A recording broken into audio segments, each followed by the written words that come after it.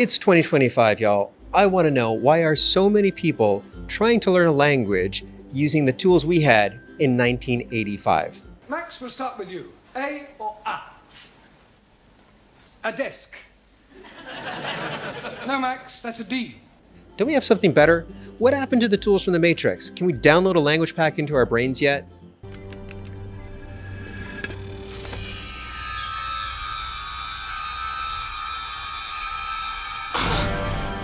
We don't have that yet, but what I've got is gonna feel like it if you're used to using textbooks and sitting in a classroom hoping that the words are just gonna jump into your brain and stick there.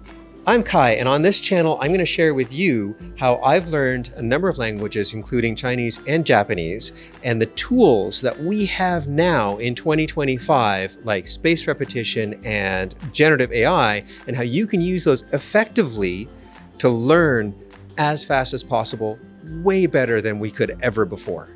Hot tip, it's not Duolingo. You excited yet? Hit that like and subscribe button, and I'll be back real soon with more tips on how you can learn a language in 2025.